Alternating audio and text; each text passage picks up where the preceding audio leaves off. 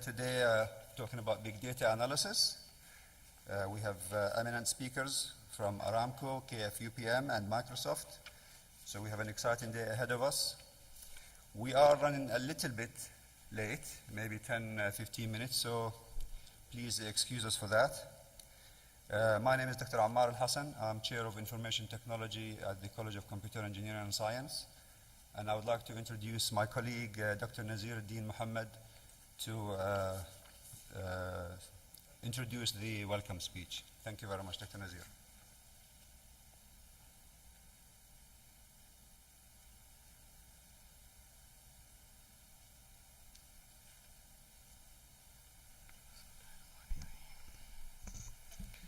Assalamu alaikum and very good morning to all of you, distinguished delegates.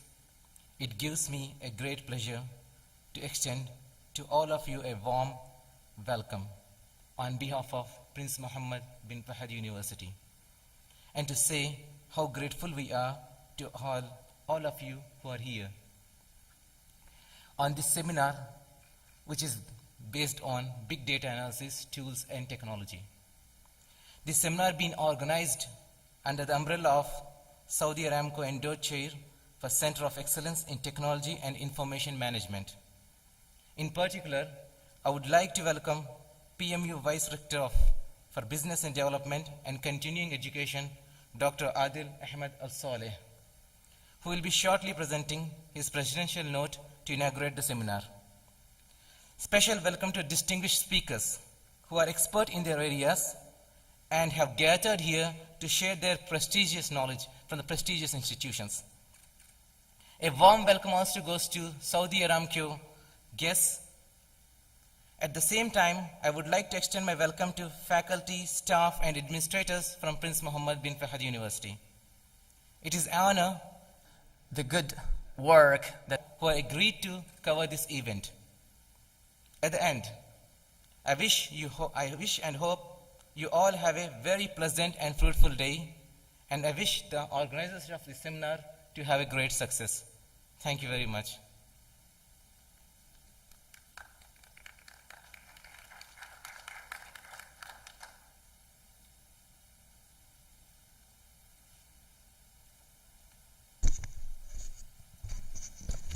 Thank you, Dr. Nazir. Today's seminar workshop, as you saw, is about big data analysis, tools. And as you know, the 20th century, with the spread of computer science and computer technology, with Moore's law of development, is now behind us. And we are moving to quantum computing and much faster processing, talking about petaflops and teraflops. And that inevitably drags with it an equal thirst for data to cope with the processing power that are taking place. I was just listening to the BBC yesterday, and they were saying that an app like WhatsApp, which we have on our smartphones, is now processing 20 billion messages per day. And they're not just text, they're videos, links, and images. So you can imagine the amount of data that is flying in the ether around us. So we are thirsty for the ability to process data at the speed of thought, in the words of Bill Gates. We need to process not terabytes anymore, we need to process and petabytes for analysis, data mining, data warehousing, to make visual, probably, decision-making presentations that enable executives and strategic thinkers to make on-the-fly, on-the-spot decisions. Things like a volcano erupting in Europe, we need to instantly make diversions to hundreds or thousands of flights to an alternative airport, not just safely and securely, but also conveniently for the passengers on board of those flights. To give you an idea of the amount of data involved in this, Heathrow Airport in London, in 2011, 500,000 flights. On the 31st of July 2011, 233,000 passengers went through Heathrow Airport. Those flights and those passengers bring with them a huge amount of data If we were to hang banners physically telling every passenger where he or she needs to queue, we will run out of physical space quite quickly. What we are moving on now is the ability to use Google goggles or Google glasses or smartphones with enhanced reality. You can put up your phone and it will tell you where to queue, and it will tell you where your passport is valid and where it is not valid. So we need to be able to process data very quickly and very rapidly and instantly. So I would like to introduce Dr. Adil Al-Saleh, Vice Rector for Business Development and Social Affairs. To help our students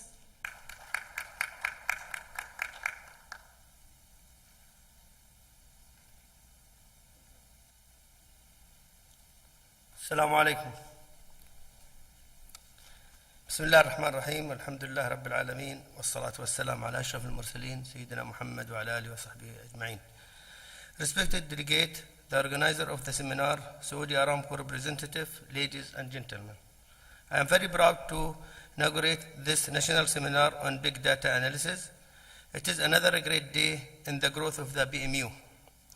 We are getting into the professional seminars and conference which mark the intellectual growth and the research culture of this university.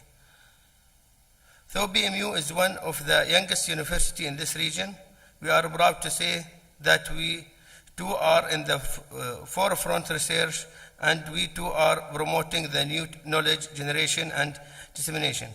For the 21st century, today we have a national level seminar where people from different parts of the country, different institutions and cooperation have assembled here to make presentation and carry out discussion on an important theme like big data analysis we can offer and tools. Dealing with data have become more complex, and big data analysis is paving the way of much better business success and governance of systems. The advent of modern computing and approaches in the information technology is directly helping large-scale business to grow and stabilize with more intelligence. The data generated by various business interactions like consumer to producer, producer to producer, or consumer, all are valuable and contain valid information. Big data approach is going to look into massive data related to earth and the climate for green living. Trillions of business activity to predict how the future business could be and to predict how society is going to be in relation to health, economic and governance. I am convinced that this seminar organized by Saudi Aramco endorsed chairs office is looking into these aspects. I am sure that excellent research is going on in different parts of the world, and I am happy that Saudi Aramco endorsed chair of PMU has selected such relevant theme for this national seminar and invited expert speakers and planned everything so meticulously to realize it. As you all see here, today I would like to congratulate all the organizers and speakers as well as all delegates who have taken pains to realize this event a great success. I wish all the best for this conference. On behalf of the management, I must also thank Saudi Aramco for institutionalizing the supporting intellectual work through this Saudi Aramco endorsed chair of technology and information management. I thank the media and other important guests who took pains to attend these seminars. Thank you all. Shukran jazeelan.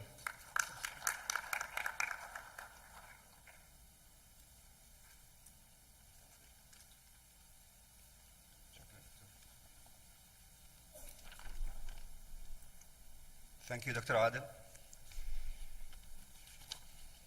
Our next order of the day is our first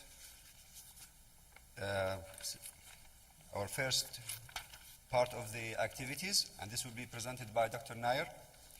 Now, Dr. Nair gave me a brief history of his bio, and after negotiations, I managed to shrink it to about 1 page.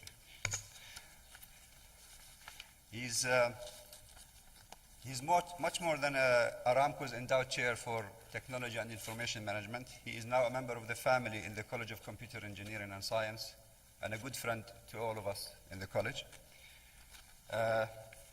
Dr. Nair is working, as you know, in his official title as the Aramco Endowed Chair of Technology and Information Management.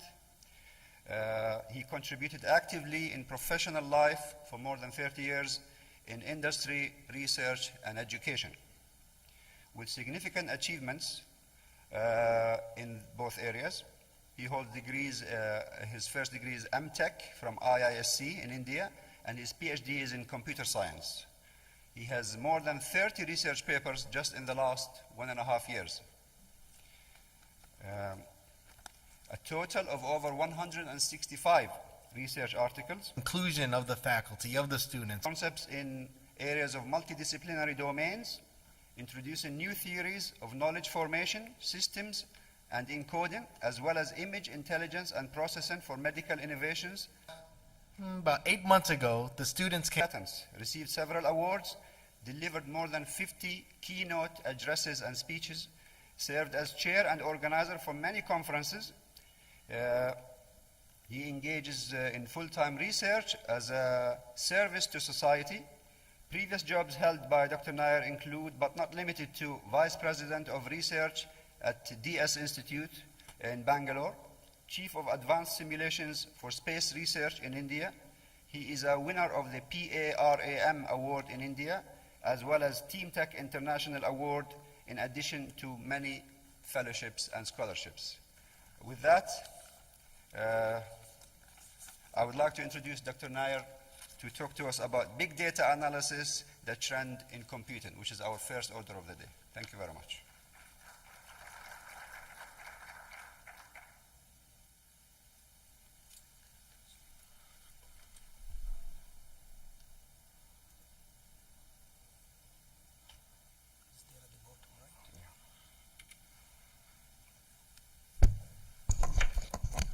I'll use the mouse, right? For the and what about the laser light? Get.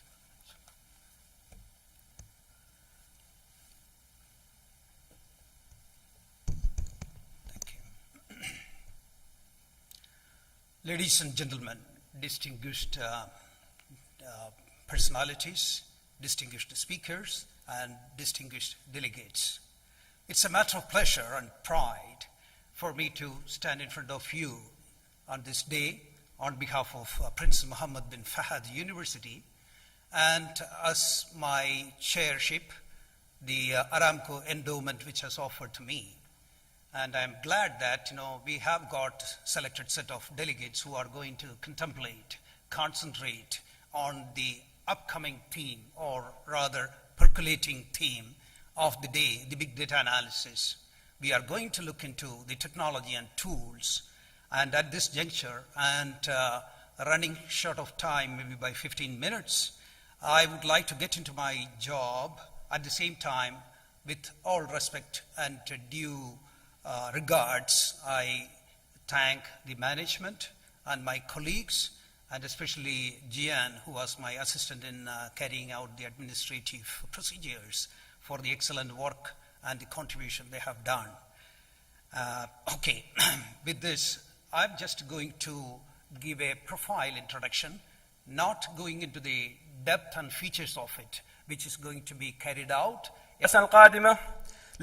Speakers, many of them have actually handed over the lectures to me, and I was amazed to see that the profile and the points and the brass tacks what they have put into the slides, which enhances the validity or the value of this conference, this seminar, I would say. With this brief introduction, I would like to get into the topic and then would like to put it. Well, that is the dice which comes. People were playing when human intelligence was getting formed. Some of the fundamental plays people have done in guessing each other. And guessing the thing, guessing based on the data was actually taking place in the neural network or the cognition capabilities of the brain, not only for the human being, but for most of the animal. Even the fundamental intelligence created by the single neuron in in a swimming species, not the current fish of the day, which has got a control system or a single neuron or multiple neurons later connected from an optical sensor to the fish tail, by which it can start swimming. There onwards, actually the requirement for processing the data was there. So fish started anticipating. That is the first predictive algorithm which has come into the nature. And the dicey nature and the way in which things will come and then compute over the data. So the dice and the data, what we are, as we prepare for next year. But I realize we're short on time. the amount of prediction what we do depends on that. Many of the process, not only the business process, but the governing process of the whole world, the growth and diversification of the economy, the growth and diversification of the society, and the growth and diversification of the science and technology. Everything depends on how capable you are in utilizing the data what you have. Does not mean that you have to chew the whole data every day, but if you have the contemporary machines, if you have the consolidating machines by the side of you, that's what the human being is doing as the evolution proceeds from the probably maybe 3,000 or 5,000 years back, where the thinking process got concrete, and then we were actually finding to get aid or the help by the side of the human being, which augments the brain, which has actually motivated us to do, and we will be doing wonders in the coming 1,000 years too. So the growth and diversification of the computer technology and information technology as such, as a secondary option of it, or the subsidiary output of the computers what we created, we have seen wonders in the world. Everybody communicating each other, 7.1 billion people across the globe are capable of getting dropped by the information from the sky when the universal cloud, what we perceive, what we are trying to make the standards today, am involved. So when that is there, a free exchange, everybody getting connected to everybody continuously, even that's not a remote thing. The growth and diversification of the computer technology and IT over the last 50 years has brought us enormous complexity along with the capabilities to solve the complexity what we create. One of the complexity what we were facing till 2010 was actually the amount of data what we created from the washing machine, where you have the microprocessor in that, or maybe the microwave oven. It is actually creating data, but we are not collecting it. The way in which you are using, or the mass is using probably in Eastern Province, or maybe the tip of India, or one of the islands of Japan. How do they use the washing machine? At what time they use? How much amount of clothes they wash? Like that, if you know, we can design an optimized washing machine for them. So the amount of clothes they wash, what is the repeat frequency of it? All these things we can collect, and our designs can improve. It's only a primitive outlook over the data, but still it shows the data is actually getting generated. There is a need to generate data at everywhere. Look into that and optimize the society. Maybe over a period of 100 years, everything will be smooth and completely it will be data driven, and designs will improve, cost will be optimized, greenish atmosphere will be more, and the energy getting used will be reduced in a very slowly.